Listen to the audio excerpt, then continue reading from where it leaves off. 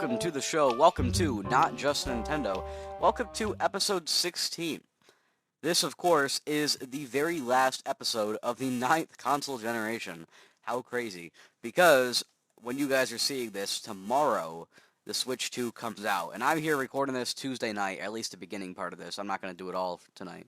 Um, but, it's kind of nuts. The Switch 2, it's coming out literally tomorrow. Well, for me, it's 2 days, but for you guys, it's tomorrow. And I've been counting down, like, hourly. Like, at this point, I'm currently at about, 25 and a half hours until Switch 2. Now, I'm probably not going to get it right away, but I'm still going to be very excited about it because I'm going to get to, hear a bunch of other people talking about it. Before we get into the show for today, I do want to mention that you can email the show with any questions, any sort of comments, anything you want to say about the Switch 2, or any of that stuff for next week. You can email at notjustnintendo@gmail.com. That is notjustnintendo@gmail.com.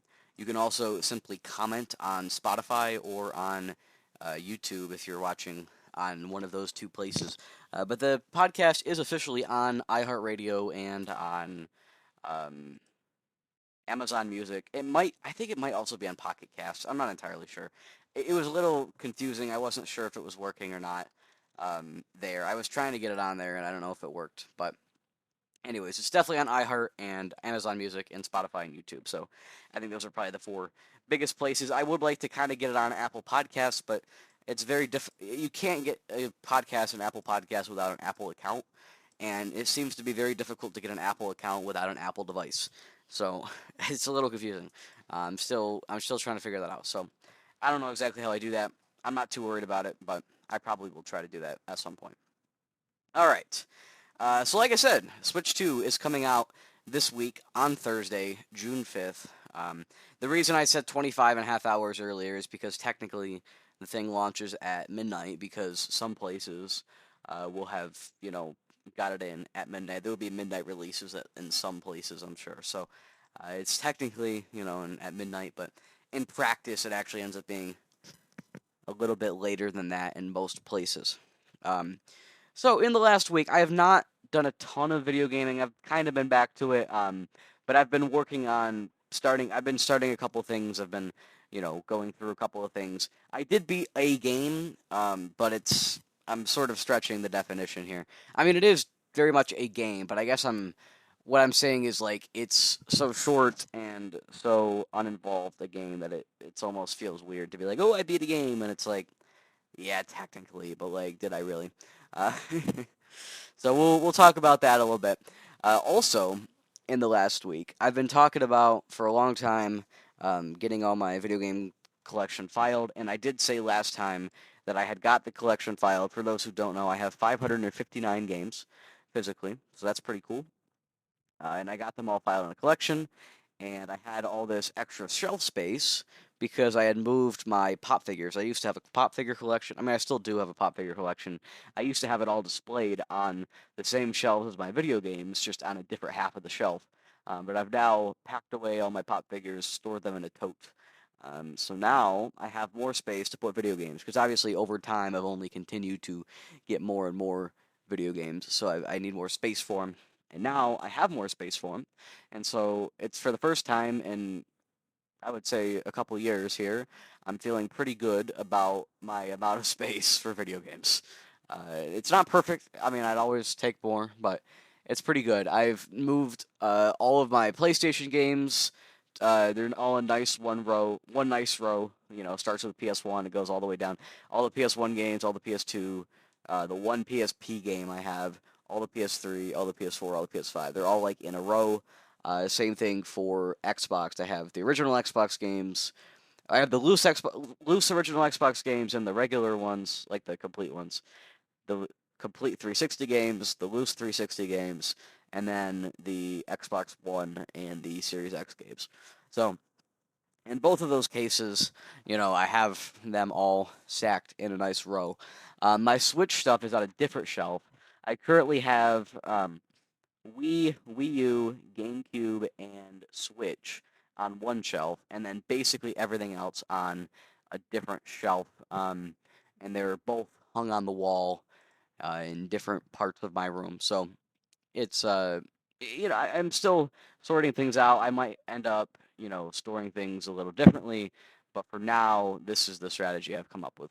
I will say, kind of a interesting thing is where I've now put the PlayStation games. They're on my shelf. They're right next to some Magnavox Odyssey games, or Odyssey 2, I should say. So currently, there's a shelf above my desk. On the very top, it's like four shelves, and they're long shelves. They're like a few wide, and they're hung on the wall. The top shelf has some consoles on it, most of which don't work. There's a not working Atari 2600 Junior and Atari 2600, not the VCS like the original model, but it's the later one, the famous one, not the earlier one.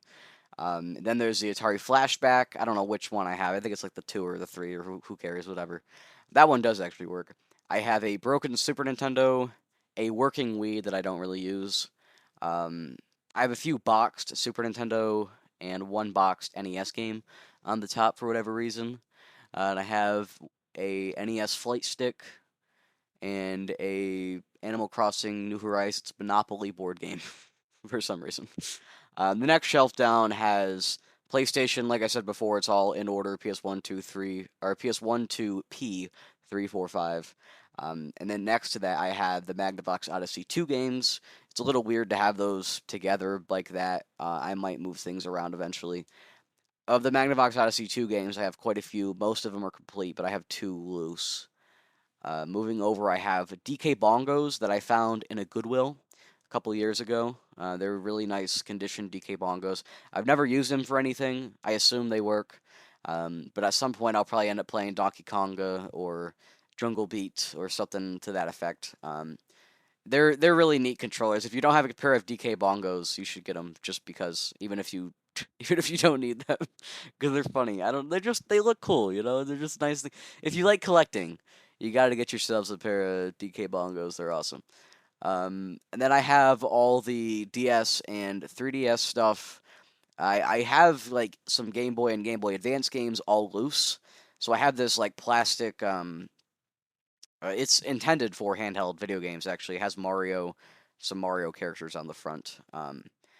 I think it was originally intended for 3DS games, but I mean, you can fit a bunch of stuff in there. So I have all of the loose Nintendo games, uh, Game Boy Advance, DS, 3DS. I have all that stuff in there. I don't have any loose Switch games, but I have all those loose ones in there. And then I have in the cases some DS games, some 3DS games. On that shelf, I also have like a couple stacks actually, so I don't like there's not too much weight of assorted handheld devices. There's a couple that I've found randomly at like Walmart or like liquidation stores. They'll have like these like they call them Famiclones. A lot of them where they have a bunch of ROMs of Famicom and NES games that are just reskinned. I have a couple of those kind of things, and then I have the Mario 35th anniversary Game and Watch, the Zelda 35th anniversary Game and Watch, a purple Game Boy Advance, a blue DSi, a pink, and a white DS Lite. And then the other stack I have two Game Boy Advance SPs. They're both AGS 001, the one with the worst backlight. I have I think it's Fire Red is what it's called. It's a red one, and then the Cobalt Blue. And then below that, I have two 3DS XLs, regular, not new. One of them's the Year of Luigi Special Edition, the gray one, and that one's broken. And then I have a red Mario as well. I think it's from like 2014 or something, where it's got the Mario silhouette on the front and it's red. Um, I have a new 2DS XL, but that's not on that shelf. That's like down in my on my desk. Like I occasionally play it, not very often, but every now and then. The next shelf down, left to right, I have all the Xbox games. I talked about those before. It's a loose original Xbox, complete original Xbox, complete 360, loose 360, and then Xbox One and Series X. Then continuing on the shelf, I have my Intellivision. I don't have the first model Intellivision. I think I have the second model Intellivision, and I think it was the third one that was most popular. So I don't have the most popular, and I don't have the original. I have a one in the middle. I have like It's kind of got like a wood grain on the front, and it's sort of grayish. I mean, they all look similar, but there are different models to them, and they're kind of cool. And with that, I have a few loose games and a couple complete games as well. Although my complete games are not in great condition for Intellivision. Then I've got my like 80 some Atari games all together. Most of those are loose, but I do have a couple complete, and I even have a couple Atari 2600 games that are sealed. Um, then after the Atari games, I have Sega games. So I have, left to right, I have two Master System games, quite a few Genesis games, two Saturn, two Dreamcast, and then I actually on that same, and I have a couple Game Gear games as well, but I don't have a Game Gear to play them. And then also on that shelf, because they just fit there nicely, I have my loose 64 games. I don't have any boxed ones. And then the bottom shelf, the left half of it, is actually all books that I've been reading. I've been reading a bunch of comic books and reading a bunch of regular novels and history books and that kind of stuff. So those are on those bottom shelves. But then on the other side of the shelf, I have a Famicom, an NES Zapper, a Power Glove, NES Power Glove. I have a knockoff like NES Classic that's like a Famicom. It just plays a bunch of random things and it's like tiny and it looks kind of cool. I have a actual NES, and then on top of the NES and to the right of it, I have a bunch of loose NES games and a couple Famicom games as well. And then finally, the last thing on the bottom right of my shelf, I have a bunch of Super Nintendo games, all loose except for the couple on the top shelf, but the ones on the bottom are all loose. And on top of it, I have one PAL Super Nintendo game, and I have two Super Famicom games. So that's my main shelf by my desk, but then my other shelf over by where some of my other consoles are, I have at the top I have Switch stuff. That's almost a full row of Switch stuff, all in box. The next row is Wii U and GameCube, and that's about a full row between the two. Of course, they're thicker, so I have more Switch games than I do Wii U and GameCube combined, but the Wii U and GameCube games are thicker, so they end up taking up more space. Then the next row is all Wii, it's full to the brim. And the next row is about half Wii again. And then I have the Wii U gamepad just sitting on that shelf. And the bottom three shelves are actually completely empty now because I've moved things around. I guess I should also mention I have another shelf where on the top I have some Mario DVDs and VHS. So I have like Mario BMX from the Mario Brothers Super Show on a VHS. I have the Mario Brothers movie from the 80s, not 90s, sorry, and I have the recent one, the animated one.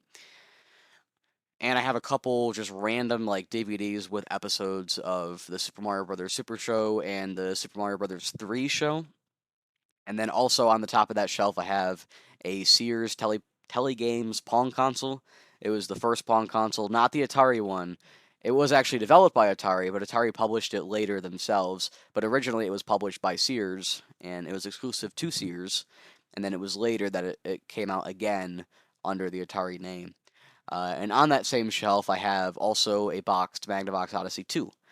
And then that whole other shelf, the lower shelves, are Skylanders. I have a full shelf of Skylanders on some risers. The next shelf down is about half Amiibos. The other half is empty. I don't have a ton of Amiibos. I was buying them there for a while because they're kind of neat, but it's just one of those things where I can spend my money on like actual video games and I feel better about my purchases. Even if the Amiibos are kind of neat, I think it's actually better to just spend that money on the games themselves. So I may at some point go back to collecting Amiibos, but I'm not really looking to at the moment. And then my bottom three shelves are all Disney Infinity figures. I have almost all the Disney Infinity figures, actually. Um, I'm probably missing 15 or so out of, I mean, a couple hundred, I would guess. Probably 150, 200, somewhere in there. I have a list somewhere of all the stuff. But I have the Disney ones, I have the Marvel ones, then I have the Star Wars ones, all on their own shelves. So I think that's basically all. I don't know why I got into that little rant about my video games, but I like to talk about my video game collection. It's point of pride for me. So I just thought that was a interesting thing, and I also just don't have a ton to talk about this week. I guess we could talk a little bit more about this week because this week has got to be one of the most eventful and video games that they'll be for quite a while. So, of course, tomorrow, June 4th, so actually today, when you guys are seeing this, there is a State of Play. That was just announced a couple days ago. So, there's a PlayStation State of Play. Unfortunately, although I'd like to, I'm not going to be able to watch it live. I'll have to watch it later on tomorrow night or maybe even on Thursday morning. Um, I'm excited about that. I don't really know what kind of stuff could show up. Maybe like Death Stranding 2, maybe Ghost of Yotoi, or maybe Ghost of Yotoi already came out. I'm not entirely sure when that's coming out. But I'm assuming they must have something to talk about if they're doing a direct. I think usually they do one in May, a State of Play. Oh, it comes out in October. So yeah, they'll probably talk quite a bit about Ghost of Yotoi. Um, is that how you say that? Yotoi? I think so. Anyways, but yes, I just thought that was kind of interesting. There's a State of Play. This is announced last minute. Usually there's a State of Play in May, so it seems it's got pushed back a little bit. Maybe they did it just to align with Summer Games Fest. I know when you go on the Summer Games Fest website and it shows like, upcoming events or whatever, that's listed as part of Summer Games Fest, even though, I mean, it's questionable whether or not it actually is. But I mean, if you want to count it that way, you can. I guess it doesn't really matter. But I did find it interesting that they've decided to join in on the Summer Games Fest festivities this year rather than just doing their own thing again. Is that a good idea? I don't know. I mean, probably. It doesn't really hurt them. They're doing the State of Play around the same time of year they normally do, just a couple weeks different. And they're also getting, I would imagine, more help with the advertising and stuff just by being a part of Summer Games Fest. So I think it's actually probably a smart move for them. It's like, Nintendo does their June Direct. I'm actually skeptical as to whether or not we'll get a June Direct this year because of the Switch 2 coming out. But if we don't get a June Direct, I imagine it'll be in July or something. I could see a scenario where they push it off until after Donkey Kong Bonanza, and so we don't get it till July. But I could also see a scenario where we get a Direct in the next couple weeks, right after Switch 2 comes out. And I could also see a scenario where we get a direct closer to the launch of Donkey Kong Bonanza, whether that's the last few days of June or maybe the first couple weeks of July. I'm not entirely sure. But anyways, I feel like either of those three are possible, but I am pretty confident that we're going to get a direct either this month or next month. I'm kind of leaning on next month early on, like beginning of July. So we'll see. Obviously, I mean, I don't know anything for sure, but that's just kind of my feeling that I'm getting. I don't think they want to put anything out. I don't think they want to do a direct like right at the start of the Switch 2 having been out, but I also don't think they want to wait too long. They want to keep the hype going. An interesting thing I was thinking about. So, I guess I could talk about. So there's the State of Play. There was the State of Unreal, the Unreal Engine by Epic Games. That was yesterday, or was it? I think it was yesterday. Maybe it was today. I don't know. Tuesday, whatever day it was. It was earlier this week. There was that State of the Unreal Engine. Honestly, I'm not. I just don't care. I'm like Unreal Engine 5 point. Who cares? Whatever. 6. Whatever. Who knows? I'm like, yeah, that's cool. I'm glad they're doing it. I'm like, all right. My takeaway is, okay, games look better, games run better. Cool, awesome, fantastic. Now let's see that actually implemented, right? I don't really care necessarily about them getting on stage and blabbering about how, oh, well, now we can like support. Well, I guess I was gonna say HDR, but that's been a thing for a long time. But who knows? Anyways, who cares, right?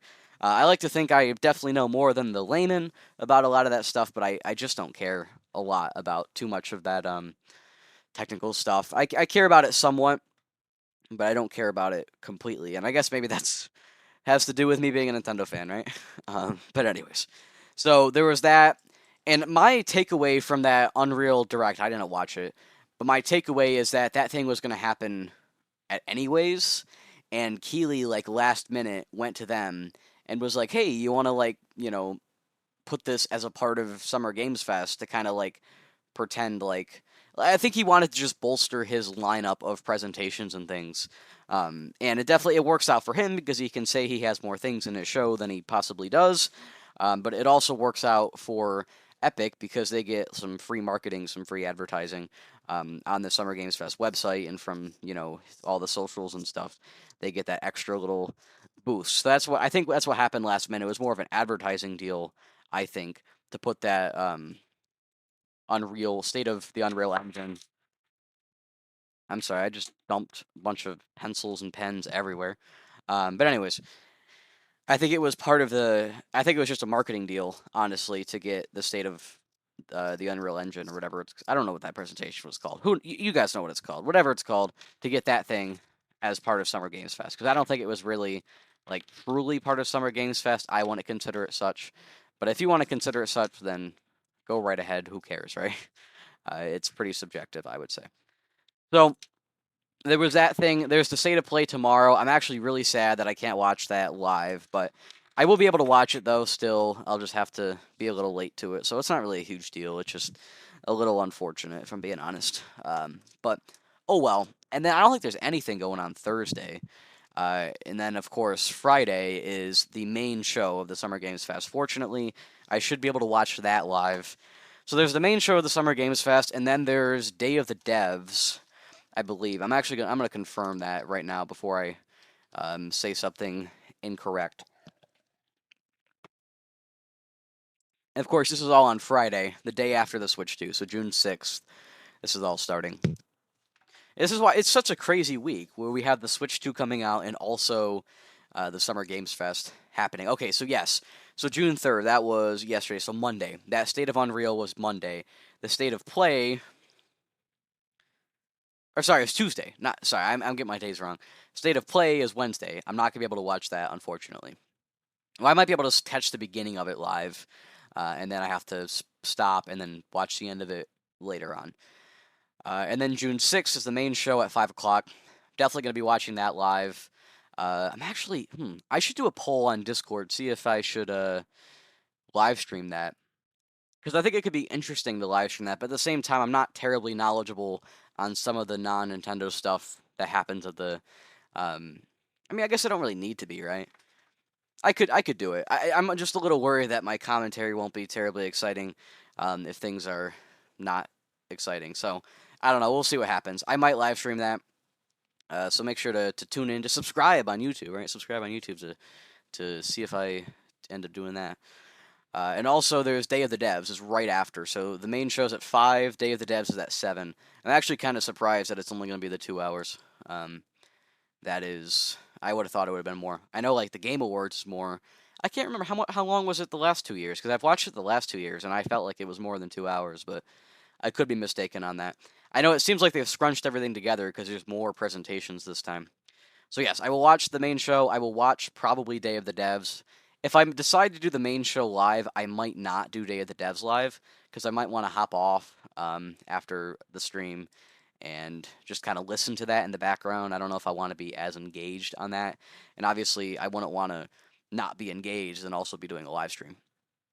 And then, of course, also on Friday night, we have that ball pit game from Devolver.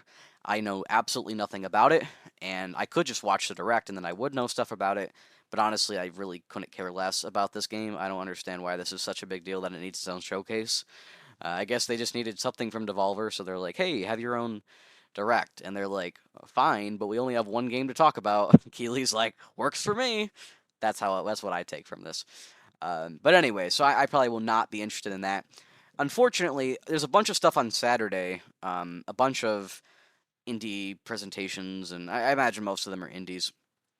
I will not be able to watch those things on Saturday, at least live. I might later on watch through them or at least listen through them, but I'm probably not going to be able to watch those live, which is, like I said, kind of unfortunate. Sunday, there's a few things. There's the Xbox Game Showcase. I will definitely be watching that. Again, I might live stream it. We'll see. I'm not entirely sure. I know it's supposed to be an hour long. I'm not entirely sure, or not an hour long. It's supposed to be 2 hours between the start of the Xbox Game Showcase and the start of the PC Gaming Showcase. I'm not entirely sure if the 2 hours is going to be spent mostly on the Xbox Direct, or if it's going to be like an hour and a half versus half an hour. And then I'm also not sure if that Xbox Direct is going to take up that entire 2 hours, or if there's going to be a bit of a break between the Xbox Direct and the PC Gaming Show. So I don't know what's going on with that, but I'll definitely watch the Xbox Showcase live, and we'll see about the PC Gaming Show. I don't really know. Um, then, of course, late that night on Saturday, for some reason, they have the Death Stranding 2, like premiere, they're calling it. Just like a bunch of gameplay footage and stuff is how I take it. I probably will not watch that. We'll see. Maybe I'll read up on it afterwards, but I don't think I'm gonna watch it. And then now they've just added this today. This was not here when I checked yesterday. On Monday now they've got the what is it? Black Voices in Gaming. I'm probably not gonna watch that. It's just like weird to me. Like first of all, more indie games. We've heard enough about indie games by that point. I'm not really too interested. For me, I think Summer Games Fest really ends with the Xbox Showcase. I'm really there for the State of Play, the main show, Day of the Devs, the Xbox Showcase. That's kind of really what I'm there for. The stuff in the middle, I might listen to, just depending on, what I'm doing. But I don't know, it just doesn't seem terribly appealing to me to just hear about a few more indies, especially when I can't even watch that one live because I'll be like in school and stuff. So not really super appealing to me. But I'm sure it's there for some people. I'm sure there's people that'll watch through literally every single one of these, and I'm sure there's also people that literally will not watch a single one. Billions of people probably. But anyways, so I just thought that was interesting. Like I said, I might end up live streaming that main show at least, and maybe Day of the Devs, and maybe I'll even live stream the Xbox Game Showcase. I probably would live stream the State of Play, but I cannot watch that live, so it's unfortunate, but that's just how it goes, I guess. Oh well.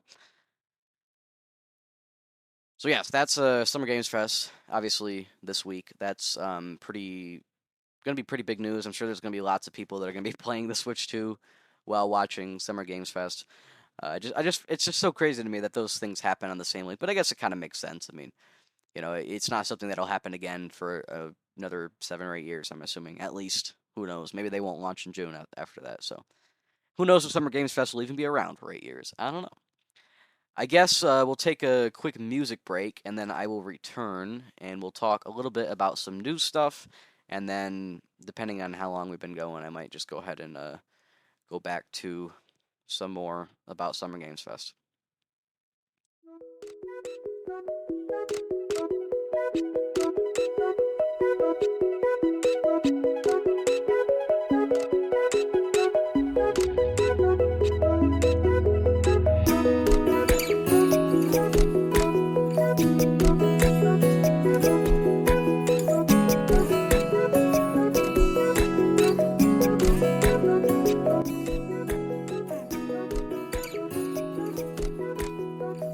Alright, so here's the big news. Mario Kart World. Guess what? That game is not open world, Nintendo says. It is a vast interconnected world. Not an open world.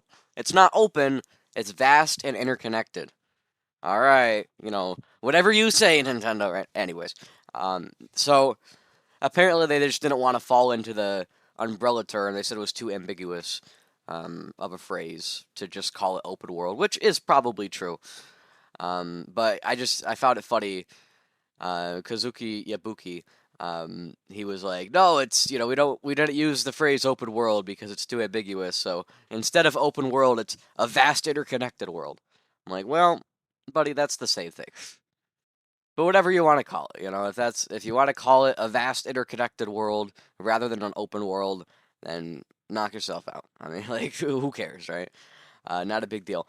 Also, on the topic of Mario Kart World, obviously a bunch of people have been playing Mario Kart World, a bunch of reviewers and stuff. Obviously, some people got to play it back at those like Switch 2 experiences, they were calling them, around the world. But now people like reviewers are actually playing it properly, like playing the single player and stuff too. And I guess it takes a full 10 minutes or so to drive around the entire map. I assume that's in a loop.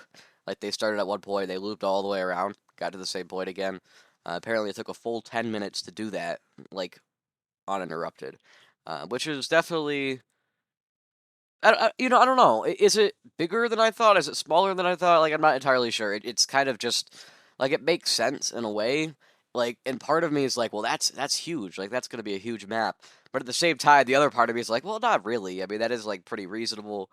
I don't think it's small. I think it's reasonable or large. Personally, with Mario Kart World, like I said, I'm not like thrilled about Mario Kart World. I'll play it. I'll probably like it, but I'm far more excited about Donkey Kong Bonanza than I am Mario Kart World. And honestly, I'm more excited to play Wind Waker on Switch 2 than I am Mario Kart World. So maybe that's an unpopular opinion. I don't know. Um, but I just, I'll play it. I'll like it. But first of all, I'm not the biggest Mario Kart fan. I am quite the Nintendo fan, and yet I'm not a huge Mario Kart fan. Mostly because I don't like a ton of multiplayer and online stuff. At least not as much as the single player stuff.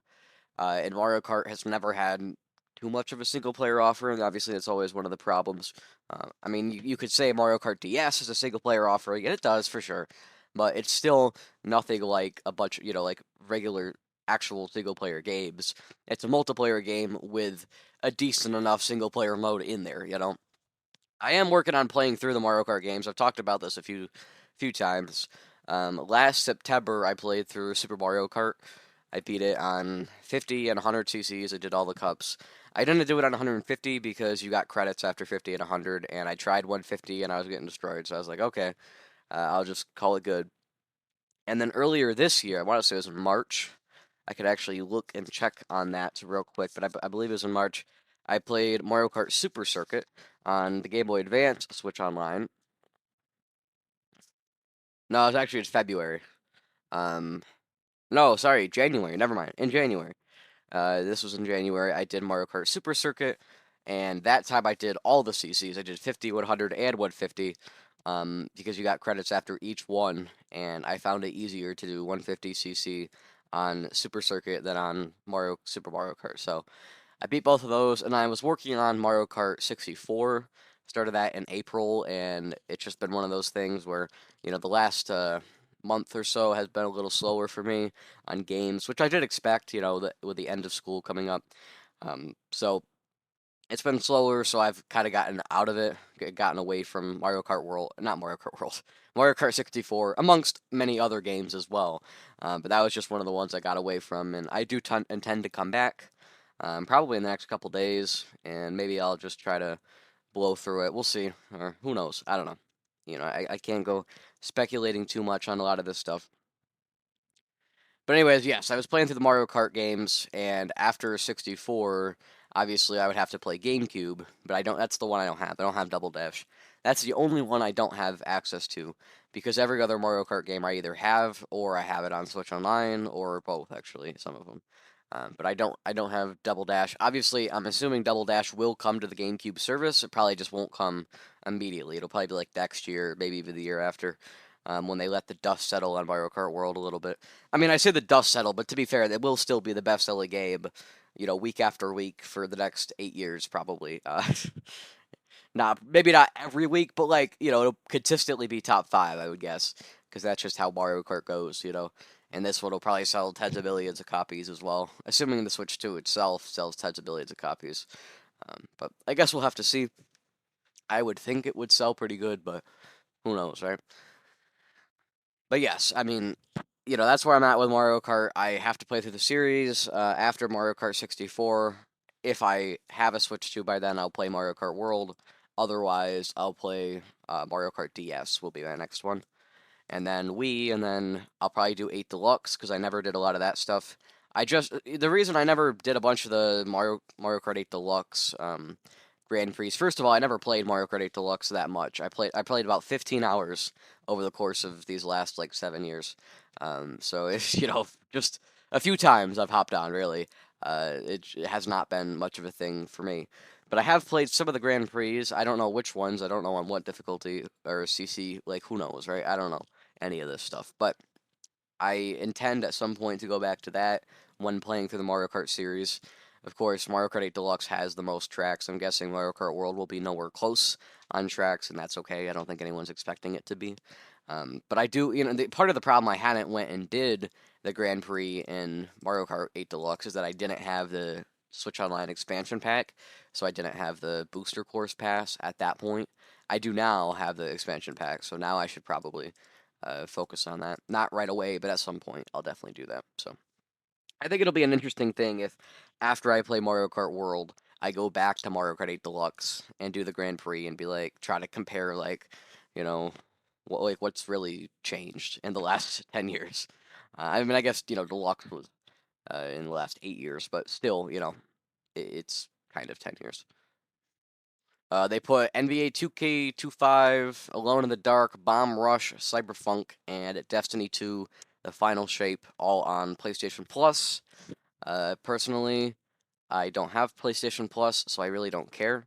But I figured I'd still, I was just looking through articles and I saw this one. I was like, oh, okay. All right, I'll read this one out. They got those games are on PlayStation Plus now. Those are this week's games on PlayStation Plus. Unlike with Xbox Game Pass, when PlayStation Plus puts new games out on the service, they add like 4 or 5, and then maybe they get rid of one, but usually they keep the stuff around. Whereas on Game Pass, they add 3 or 4 games, and then they remove like 12. So, it just tells you the health of those two services. I think at this point, if I was ever going to buy one of those again, because I had 3 months of Game Pass because I got it for free last year in the fall. And if I was ever going to do that again, it would be because I ran out of stuff to play. So currently, I'm in no real danger of running out of stuff to play, but I could see a situation in where if I don't buy games for a little while, or if I don't buy very many games for a little while, I could definitely run into a situation where I do run out of stuff to play. Like, I don't think it would even take that long. Like, if I didn't really buy much in the next year, I could definitely, well, I could run out of stuff I really want to play. Maybe there's other stuff I could, but there's not a ton that I'd be super excited about, I would think. So who knows? Maybe I'm underestimating my collection. Maybe I'm overestimating my collection. Who knows? I'm probably not overestimating. I'm probably underestimating. But anyways, whatever the case, in theory, I could run out of stuff. It probably won't happen anytime soon. But at some point, I could run out of stuff, and if that does happen, then I may consider getting a month of PlayStation Plus or Xbox Game Pass, and I'd probably have to sit down and compare. I know right now they're about the same price. Well, they're about the same price if you get Game Pass Ultimate.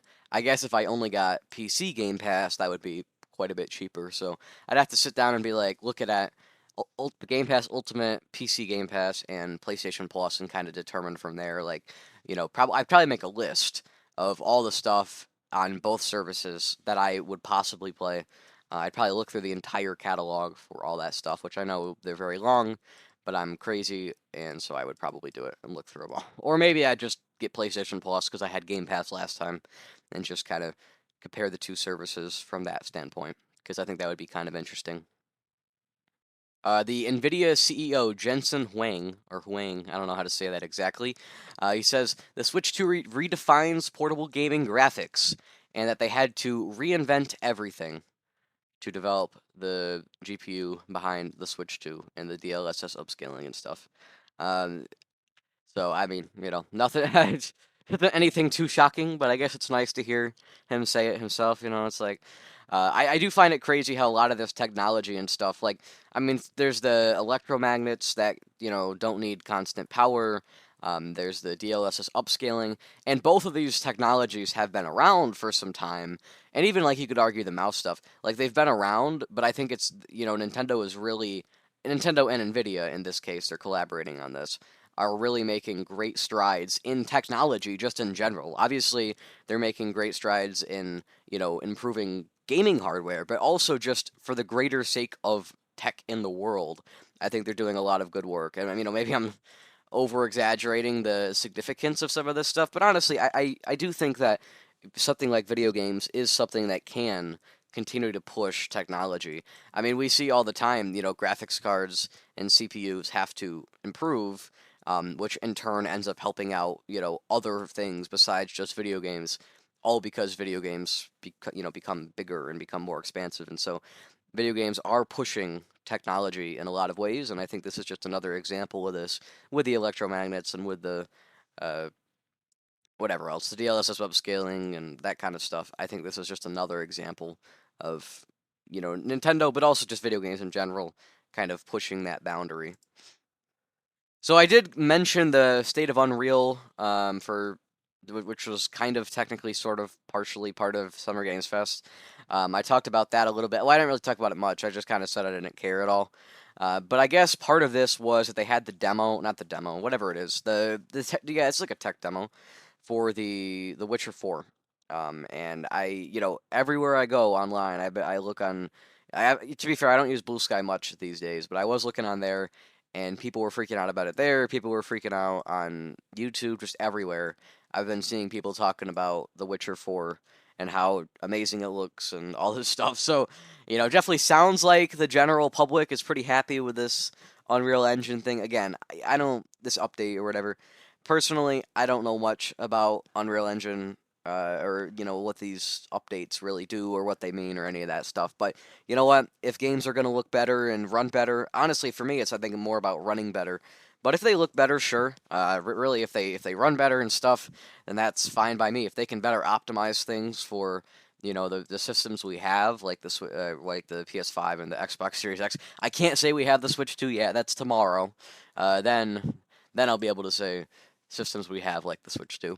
But if they can better optimize things for those consoles, then it definitely would be beneficial. Like I don't play a ton of well, I mean I guess I do play some of them. I'm not like super focused or super into the zeitgeist on a lot of these big like the first party Sony stuff and a lot of the you got your Assassin's Creeds, you got your Halos, your like Doom the Dark Ages, or big games outside of Nintendo that are usually for pretty mainstream audiences. I'm usually not like super into those things, but I end up playing some of them later on, like a couple years down the line. I don't tend to be there day one for a lot of those things. It was like Doom the Dark Ages, right? Doom the Dark Ages was coming out, and I was like, well, you know what? Maybe I should play through all the Doom games. And that's what happens with me a lot. I'll hear like, oh, well, Doom the Dark Ages is coming out. That's a great, reminder. I should go play all the old ones, and so I'll do that. And then maybe at some point I'll get around to the Dark Ages. And it's not just Doom. That's just in general what happens with me a lot. I'll be like, oh, they're doing a new, Spider-Man game. Well, great. That's a great opportunity for me to go play the old ones. And then I usually get to the new thing later on, but at least I get to it at some point. So that's just kind of where I'm at on a lot of that stuff. There is an untitled D&D game in development with Giant Skull, and I guess the rumor this is I think confirmed that there is a D&D game, yeah. But the rumor is that they're doing this instead of Baldur's Gate, and that Baldur's Gate is done. Like they're done with Baldur's Gate. They've done 3 of them. No more Baldur's Gate. I mean, all 3 Baldur's Gates were made by different teams, and I think they were all published by different studios as well. There's very little connection between the Baldur's Gate games, which I find quite funny. But so I guess they're moving on from Baldur's Gate with D&D video games, and they're supposedly doing something else. I mean, whether that actually means moving on from Baldur's Gate or just doing something different with Baldur's Gate, I mean, who knows really? And, it's not that Baldur's Gate's been the only D&D game. It's just been the one in modern times. I mean, obviously, like back on DOS and back on the Atari 2600 and on the NES, there were all sorts of Dungeons and Dragons games. But I feel like after that, they became a little less common. There were a few. There was, and really until like original Xbox, that 6th generation, I feel like there were a lot more. I mean, the first Baldur's Gate was before that, I guess technically, but they had Baldur's Gate Dark Alliance that generation. They had like Demon Stone, and some other stuff that can't remember the name of. I'm not super knowledgeable on a lot of that D&D stuff. Specifically on the video games, or just even in general, I'm not knowledgeable in D&D. But I do at least somewhat find it interesting when they have D&D video games. And, I do kind of want to play Baldur's Gate 3 at some point. Baldur's Gate 3, though, seems like something to me that I would probably maybe kind of sort of like. I don't know. I could actually see myself not liking it as well. But it's also just a huge expenditure of time. And for a guy that's trying to play tons of games, it just doesn't seem like the best decision to try to get into that. And again, I'm not even also entirely sure that I'd even like it. And it's a new game. It's still like full price, or maybe it's not full price, but it's still expensive. So I'll probably just wait, and at some point maybe I'll pick it up. But it's not something I'm like specifically wanting to get into. So if I ever find it cheap, then I'll grab it and I'll check it out. And maybe it'll be like my new thing, but I'm not expecting that. But I do at least have some interest in it. It's not like I'm completely blind to it. Like I am at least sort of moderately interested. So Baldur's Gate is just one of those things. I mean, who knows if they make another? I guess this they're saying this next D&D game is supposed to be single player. So if they make a big single player D&D thing tie-in, maybe I'll play it. Who knows? I guess it'll probably not be something day one. So I'll probably wait and see what people say about it, and based on that. So, I mean, who knows? And I mean, to be fair, if this game is just starting development now, we might not hear about it till I'm 60. So, I mean, who's to say, right? Like that's just how games are, It's like, oh, new game in development. It's like, all right, I'll check in 8 years or so. In 8 years, I'll start complaining about having not seen it. But for now, it is what it is, right? So I just find that interesting that they're supposedly moving on from Baldur's Gate. I don't know if that's actually true, but that's the rumor going around apparently. Also, if you remember back in the Switch 2 Direct, I can't remember if this was also in the March one or if it was just in the April one. I'm not entirely sure. But in the Direct, there was that teaser, like the absolute, like it was just a little bit of it wasn't actually gameplay footage, it was a little cutscene or something of the 007 game. They kind of teased that, but there was no information, there was no release, there was no gameplay, no nothing. Supposedly, that is now, or not even supposedly, it has now been like a fully officially revealed. IO Interactive, they revealed 007 First Light. Apparently, the first trailer for it is out this week. I don't know when exactly this week is, because it is this week. I guess I could actually check, because this is a day old article. Maybe it has come out now. Yeah, I don't think so. All right, so we're still waiting on that trailer. That's cool. Another thing that I think it's interesting to hear about, with this 007 game, but again, personally, I'm not terribly interested. I've never played the first. I've never played GoldenEye. I've never played any James Bond game. Never even watched any of the movies, to be honest. So I'm not like terribly interested myself, but I do find it like it's obviously still a pretty big deal, even if I don't personally care. It's a pretty big deal with a new 007 game because obviously, there's such a crazy amount of there's such a crazy amount of people that are super in love with GoldenEye 007 on 64. Less so with any other James Bond game, for what I've heard. I guess there's the one on GameCube that some people like. That might have also been on PS2. I'm not entirely sure. But yes, I just I just think it's cool hearing about that game, even if I probably will never play it. All right, so I might get this wrong. Rayburn is a studio that was founded by ex-developers of Playground Games. They were originally behind the Forza Horizon series. Supposedly, it's the studio that has the guy who founded Playground Studios and started working on those original Forza games back on original Xbox. Supposedly, they're working on a new racing game, which, I mean, to be fair, isn't like terribly surprising. I mean, who would have thought, right? It's like it'd be like if Miyamoto left Nintendo, made his own studio, and then all of a sudden it's like Miyamoto's making a platformer. Like, who would have thought, right? Like, wow, it's gonna be a plumber. Like it's not. This isn't shocking by any means. But of course, I'm sure for anybody who likes Forza, from the little bit I've played, I played a little bit of Forza Motorsport 4, I want to say. Actually, it's above my head. I can check. 3 on 360. I played a little bit of that, and I thought it was all right. Forza's good. Like it's got the gameplay and stuff is good. I haven't played it. I haven't ever played Horizon, so I'm just speaking on Motorsport because I can speak on the mechanics and stuff of the driving. And I will say in Motorsport, sorry, at least in the old ones, there's like nothing to do. You just kind of like randomly you assign races on your calendar, but there's like no sort of progression. I guess there's progression in the sense that you get new cars and stuff, and you tune your cars. But unlike in Gran Turismo, where there's like there's a set races that you have to get first placed in. You can have like trophies and be like, oh look, I've gotten first place. You can kind of set that as a goal for yourself. You can almost say like I've beaten the game when I get first in every race, right? Whereas in Forza Motorsport, that's like not even a thing. Maybe it is in the most recent ones. Maybe I shouldn't judge too harshly when I don't know anything about the current ones. But I know at least in the old ones, that was not a thing. And in the old Gran Turismo, that's always been a thing, even since Gran Turismo 1. They've had the races where it's like you can see, what your best score is on a race, and the idea is to try to get first in every race. I mean, I guess if that's what you're going for, you could probably not go for that if you wanted to, but I think most people that play Forza, or not Forza, Gran Turismo, probably do go for that. So I didn't personally like Forza Motorsport 3 too much because of that idea.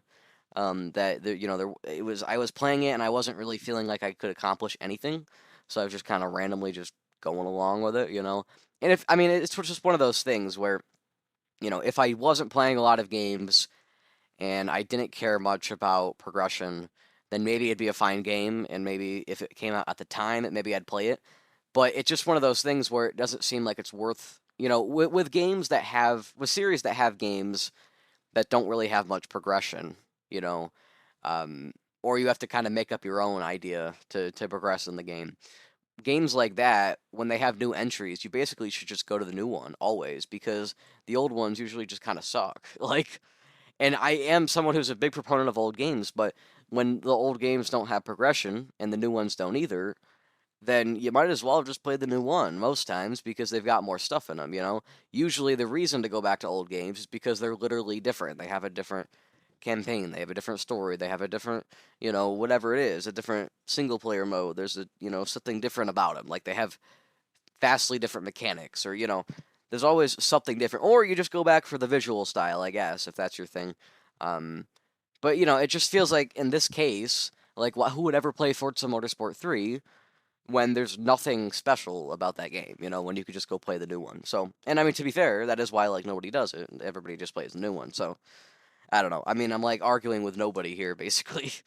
But anyways, whatever. I just find it kind of strange to me. And I've never played a Forza Horizon. I have an Xbox. I got an Xbox, like, a year and a half ago. Actually, more than that now. A little bit more than that. And I've wanted since then. I was like, I've kind of thought about getting Forza Horizon. I was thinking about getting 4 because it was cheaper, and I was like, well, at least this way I could, see if I like it, and then if I do, then maybe I'll also buy 5. Um, I never did because there were all the rumors that it was supposed to come to Switch and to PS5, and it is coming to PS5. It might actually have came out. Um, yeah, I think it did come out on PlayStation already, or if not, it's coming out very soon. But anyways, so Forza Horizon on PlayStation, whatever, right? Um, and it ended up happening. So that's why I didn't initially buy Forza Horizon on Xbox because I was pretty sure, based on all the rumors, that it was going to come to other places. It hasn't come to Switch 1. It might come to Switch 2. If Forza Horizon 5 comes to Switch 2, there's actually a pretty good chance I'll buy it. So we'll see what happens. That might happen. Maybe we'll hear about it at the Xbox Game Showcase. I doubt it. Maybe we'll hear about it in a possible June or July Nintendo Direct. Who knows, right?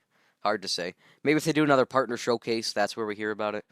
I don't think it's something that they're like probably going to want to rush to get out in the first year, but I wouldn't be surprised if it does come out at some point. Oh, here's actually I'm now reading an article about this state of play. Apparently, it'll be about 40 minutes, maybe a little more, and it'll focus mostly on Ghost of Yotoi. I'm not really surprised about that at all. But to be fair, I haven't even played um, Ghost of Tsushima. The only Sucker Punch game I've played is Infamous, the first one on PS3. So personally, I don't know hardly anything about Ghost of Tsushima or now Yotoi, but I am kind of interested. So at some point, I definitely do want to play Ghost of Tsushima. It's one of those things where I've got quite a few things still to play on PS4/PS5. So at some point, when I start to run out of those things, I'll probably buy a game like Ghost of Tsushima. I'm kind of leaning between Ghost of Tsushima and Horizon as one of my next things to buy on PS4 or PS5. But of course, it's also going to depend on, you know, what else comes out or what else I find cheap or, if I find other stuff, then I'll happily play those next. But I could see myself playing either Ghost of Tsushima or Horizon's Zero Dawn in the next year or so. So we'll see what happens. I don't know for sure. But I'm definitely interested in Ghost of Yotoi, but I have to play Ghost of Tsushima first because I want to play the game anyway. There's no reason for me to not. And I found this nice put together IGN article that just kind of has all of the games for Switch 2 that are launching on Switch 2 all together. So I'll just read through the list. Mario Kart World, definitely interested in Mario Kart World. Obviously, that's basically everybody's gonna get that. Switch 2 Welcome Tour. Did we figure out that was $10 or what? I'm not entirely sure. I think it was $10 or something. It was pretty cheap. So I might buy that at some point. The upgrade pack for Breath of the Wild and Tears of the Kingdom. Obviously, I get those free with the Switch On expansion pass. Street Fighter 6. I'm not really interested in that. Deltarune. I don't know. Maybe at some point. I've got to play Undertale first. Puyo Puyo Tetris 25. Literally do not care. Fast Fusion is interesting. I'm probably not going to play it. That's the one that is kind of like Fast Racing Neo on Wii U, if anybody remembers that. I think it also came to Switch, though. It's kind of like F-Zero, but in a modern sense. Bravely Default, the remaster. I'm actually really kind of thinking about that because it's another Square Enix game. I think it was only $40. I thought it would be an interesting thing to buy early on Switch 2. So it'll depend on when I get a Switch 2 and, what else I'm playing. I might end up picking that up. Hitman World of Assassination by IO. That does actually look pretty cool, to be fair. I think this is it's a remaster. I don't know if this Signature Edition is coming to all platforms or if this is just the Switch 2 release. I'm not entirely sure on that. Split Fiction, I'm not going to play because I don't have people to play it with. Hogwarts Legacy, I'm probably not going to play because I really don't care about Harry Potter.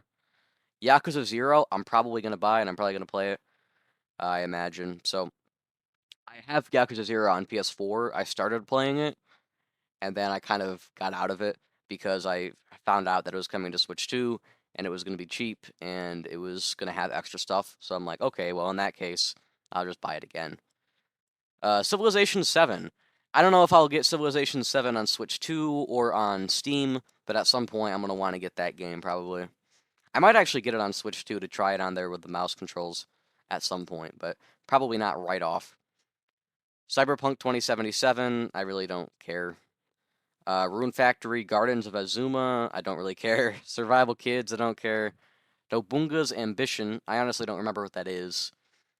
Suikoden 1 and 2 HD Remaster, I am actually kind of interested in, because it's one of those well-remembered RPGs, from back in the PS1 days. So I might actually get that Suikoden remaster at some point. Sonic Time Shadow Generations, I am actually also interested in that. I'm probably going to play that at some point here soon. Kunitsugami Path of the Goddess, don't really care too much about. Fortnite, oh great, I'm so excited for Fortnite. F-Zero GX, I will probably try it. I can't imagine I'll play much of it. At least not right off. I think at some point I'll probably come back to F-Zero GX, but I'm not terribly interested in playing it right now.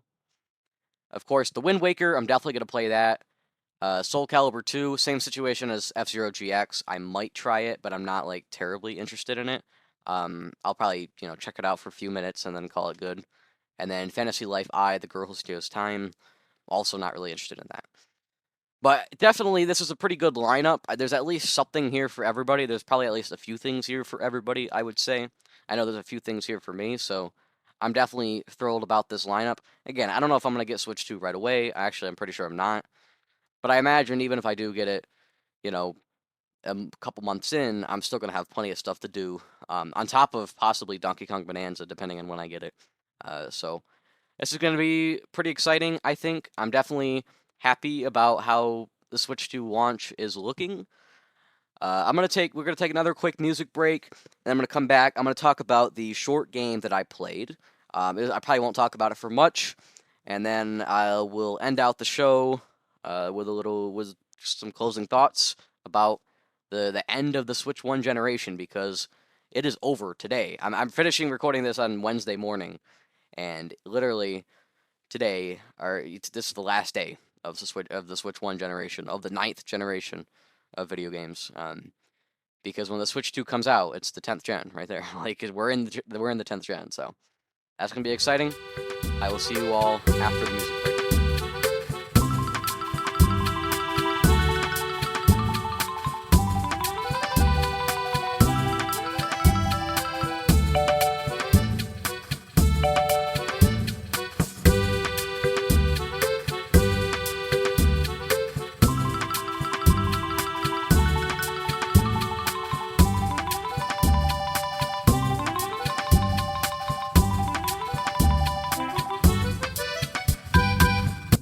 Alright, so I beat a game. I beat a very short game, which means I'm going to talk about it for a very short time. That game was Quiet is the Eyes. So I talk about all the time, I talk about the Epic Games Store, and how I claim a bunch of free games on the Epic Games Store all the time. I would definitely recommend for anybody who has a PC. It doesn't even really have to be that good for some of the different things they have. But for anybody who has a PC, I would definitely recommend downloading the Epic Games Store. And you don't necessarily have to use it to buy games on. Just literally claim the free stuff. It's on every Thursday. They usually put out 2 things. They're not always both games. Sometimes one of them's like a skin in Fortnite or something like that. Some stupid thing. But one of them's always a game, and usually both of them are a game. They just have those every now and then. Occasionally, there's even been 2 games and a free bonus thing. So, I'm not. This isn't an advertisement for the Epic Game Store. Although, if they want to sponsor me, I'm kidding. But anyways, well, I mean, I want to turn it down. But anyways, so you get 2 free games. They're usually indie things. They're usually smaller budget things, which I think is great because oftentimes those are the things that I can't even get physically. So having them digitally, I'm like, well, that's the only way to do it. So I can get this stuff for free. It's like works out even better. So a lot of the stuff I've played on, well, actually, I've never bought anything on Epic Games, and I have a library of like 80 games. So everything I've gotten on there has been free. It's a lot of it was already free, like free to play games, but a good portion of it was also this free stuff. Like, so on the Epic Game Store, I've beaten Toem. I actually didn't talk on the podcast about Toem now that I think about it because I beat Toem last year. So the earliest stuff that I've talked about on the podcast, besides casually mentioning it, has been since January because I started the podcast in February, and on the first episode I went and talked about all the stuff I had beaten so far that this year. So I haven't actually talked about Toem on the podcast, but Toem, it's like a photo pic taking game. It's actually quite puzzly, and it's all gray scale, and it's quite fun. It's a very very good game. I definitely recommend it. Behind the Frame, the Finest Scenery is a very short, also narrative puzzle game. Like a visual novel, like a point and click. Actually, I think is what I would describe it as, a point and click puzzle game, which is not grayscale. It's actually very colorful. And then I've also beaten on there Quiet as the Eyes, and that's the one that I'm going to talk about right now. Quiet as the Eyes, I beat this on June 1st, so that was, Sunday? I beat this on Sunday. This is a very short game. I almost was like, should I even put this on here? Like, it barely even counts, because I beat it in less than half an hour. It was about 20 minutes, I think, maybe 25 or so. Quiet as the Eyes is I wouldn't say point and click. I wouldn't say visual novel. Well, it's sort of a visual novel, but there is like action technically, like in the sense that you can walk left and right. You can walk left and right. You can crouch. Like that's it. You can't even like jump or anything. And you're basically walking through a corridor the whole game, and they will come to locked door. There's this monster outside. Is some sort of weird creature that's like trying to kill you. And you have to the whole time, the whole duration of the game. You have to dodge it. Basically, it'll come up and there'll be some like lightning on the ground or something, and then you'll have to crouch down and wait for it to like it'll come out. It'll look through the windows and stuff, and then it'll go away. So I mean, it is like technically like a horror game, I suppose, but it's all pixel art and it's like 20 minutes long. And I wouldn't say it's by any means scary. It's I thought it was quite entertaining. The dialogue's very well done. Here's the interesting thing I should say about this game. Quiet is the Eyes was made by 2 people at USC University, and it was published by the university. I'm guessing they must have won some contest or something. But anyways, so this game, I didn't even know this going into it. I played the game and then I was watching the credits and it was like 2 people, and I was like, what? It's like, there's 2 people made this. And I mean, there definitely are examples of that otherwise, of 1 or 2 people or 3 people making video games, but I find this even cooler that this is like a game design course. Because I finished the game and I was like, okay, that was fine. I kind of wish it was a little longer. I kind of wish, there was more that happened. But at the same time, I mean, first of all, you got to consider these are, students. And it honestly, it was fun. I mean, it definitely didn't drag on or anything because it was so short. I do wish, like, I hope that they make another game. I actually haven't checked. Maybe they have made another game. I should probably look on that. But I don't think they have. So, maybe they make another game someday that's a little bit longer with a few more mechanics, but the same kind of concept. And I think if that happened, then it would be an amazing indie game. So, otherwise, though, I think this is a fine enough game. It's not still free. I don't believe, at least. No, I guess it is still free. Never mind. Quiet as the Eyes. It's still free on Epic Games. You can go get it on the Epic Games Store for free. I would definitely recommend you play it. It's not going to take any time out of your day, and I mean, I guess it will take a little, but not much. And it was quite entertaining. And the couple puzzles you do are, I think, pretty decently thought out. They're all like, there's a locked door and you have to find the combination. But the clues to find the numbers and the combination, I think, are pretty well delivered, pretty well described for the most part. So I definitely enjoyed this game. I did get a little stuck on the one. I was like going back and forth through the room, reading a bunch of stuff. Oh, it's also free on Steam. I just looked. So you can get it on Steam or on Epic, whatever you want to do. And I was back and forth like looking at at these clues, trying to find the code. And for quite a while, I actually spent like, I mean, I say quite a while. It only took me like 25 minutes to beat the whole game. But I think of the 25 minutes, it must have been like 15 on that one puzzle. So if you happen to get stuck on one puzzle, you might spend like a full half an hour or 45 minutes or so.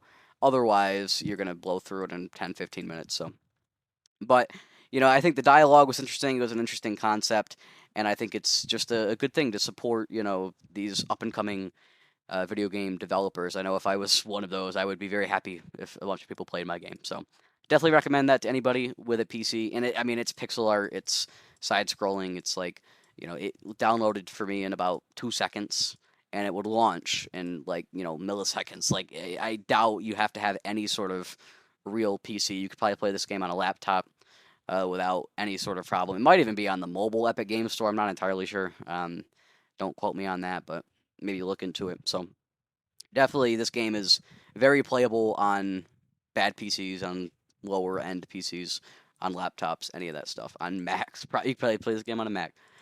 So I would definitely recommend checking that out. All right, I'm doing this like just like an hour before the show's supposed to come out, and I'm a little short on time. So I think with this, I'm going to call it an episode. Thanks everyone for tuning in. This is episode 15 or 16? 16, I think we're on here. Thanks everyone for tuning in. This is the final time you will hear my voice. I guess unless you watch something old, it's the final time you will hear my voice in a 9th generation Switch 1 world. So next episode, and in when I'm recording this in 8 hours, but when you guys are seeing this, depending on when you see this, it could be 7 hours or less. This is the last time in a handful of hours before the Switch 2 that you will hear my voice. So next time, I probably won't have a Switch 2. I don't know when I'm getting one. I probably won't have one then, at least. I might not have one for a while. So I will probably still be talking about the Switch 2, though, talking about a lot of the stuff I've heard online. Obviously, there'll be a lot of news to talk about. But also, I imagine next episode will be mostly focused on Summer Games Fest, because that's happening. I mean, actually, it's kind of starting even now. Like, we had the State of Unreal, and then we have the PlayStation State of Play today. Actually, it's in an hour. I might be able to catch the very beginning of that, but I'm not going to be able to watch the whole thing. I'll have to watch it afterwards, like later tonight. Probably 8, 9 o'clock I'll be able to watch. No, 9 o'clock probably. I'll be able to watch it. 9:30 maybe. So, all right, everyone. Thanks for tuning in. I'm very excited about the Switch 2. I know you guys all know that. I hope most people that watch this show are probably hardcore enough Nintendo fans that they're also very excited about this new console launch. I say most people that watch this show, like there's more than 2 people that do. But so whoever's watching this, thank you. Maybe this is the episode that blows up. All of a sudden I'll be in the millions of subscribers. Speaking of subscribers, you can subscribe to the YouTube channel if you're on YouTube. If you're not on YouTube, if you're on Spotify, or now the podcast is on iHeart and on Amazon Music. If you're in one of those places, you can also subscribe to the YouTube channel. The link is in the description. So do that. Also join the community Discord and talk about all things Nintendo and all things non-Nintendo, and that's kind of it. We talk about video games, but you can come talk about that, or talk about anything really on the Discord. It'd be fun to build a larger community over there. It's pretty small at the moment. And I think with that, I'm going to call it good. See you all next week. And here we go. The 10th generation begins.